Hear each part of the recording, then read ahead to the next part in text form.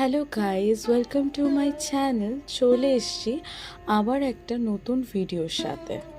আজকে আমি আপনাদের সাথে যে রেসিপিটা শেয়ার করেছি সেটা খুব সুস্বাদু আর প্রত্যেকটা বাঙালি অবাঙালি সবাই আই থিঙ্ক খেতে খুব ভালোবাসেন।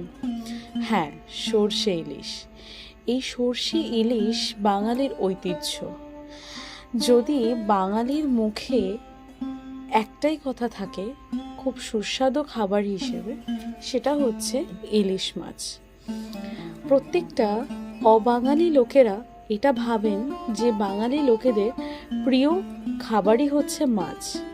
হ্যাঁ, আপনারা একদম ঠিক বলেছেন, ঠিক ভাবেন আমাদের বিষয় যে আমাদের প্রিয় খাবারই হচ্ছে মাছ।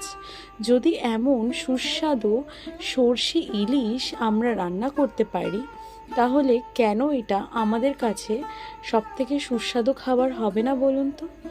যাতে আপনারাও ঘরে এত সুন্দর করে রান্না করে খেতে পারেন, তার জন্য আপনাদের সাথে পুরো রেসিপিটা আমি আজ শেয়ার করলাম।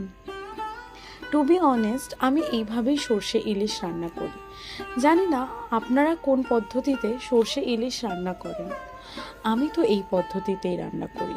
যদি আপনারা কোনো অন্য পদ্ধতিতে রান্না করে থাকেন, অবশ্যই কমেন্ট বক্সে এসে আমাকে জানাবেন যে আপনারা কোন পদ্ধতিতে ইলিশ সর্ষে রান্না করে থাকেন।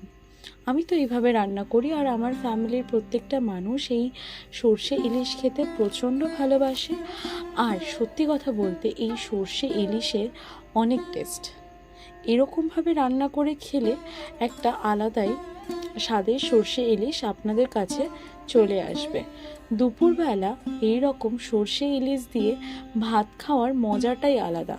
গরম গরম ভাত আর সর্ষে ইলিশ, ওফ, কি যে শান্তির খাবার।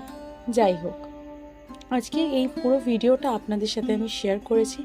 তাহলে আপনারা এই ভিডিওটার সঙ্গে থাকুন, পাশে থাকুন। ভালো লাগলে অবশ্যই ভিডিওটিকে লাইক করুন, কমেন্ট করে আপনাদের মতামত জানান যে আপনারা কিভাবে কোন পদ্ধতিতে ইলিশ সর্ষে রান্না করে থাকেন।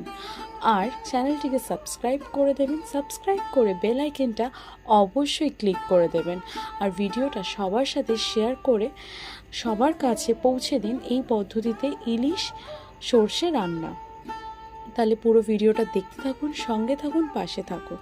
ও হ্যাঁ, আরেকটা বিষয়, আজকে আমি প্রত্যেকটা মশলার ক্ষেত্রে প্রত্যেকটা আমি লিখে লিখে দিয়েছি বাংলাতেই। আমি আবারও ডেসক্রিপশন বক্সে ইংলিশে বাংলায় দুটোতেই লিখে দেব যে কী কী মশলা বা কী কী স্পাইস আমি এখানে অ্যাড করেছি।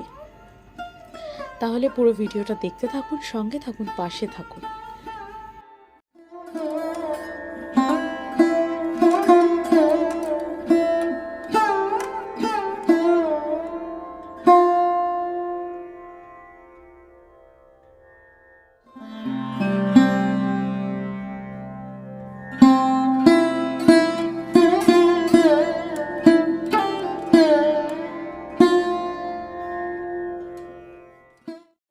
আমি আগের ভিডিওতেও বলেছি, এই ভিডিওতে বলবো সেম একই কথা, যে খাবার খাওয়া খুব ভালো কথা। আমাদের মতো ফুডিরা তো খাবার খেতেই পছন্দ করে, তবে অবশ্যই এই গরমে নিজেদের খেয়াল রেখে খাবার খেতে হবে, সুস্বাদু খাবার খেতে হবে, সুন্দর করে রান্না করে নিজেদের হেলথের কথা ভেবে সেইভাবেই খাবার খেতে হবে।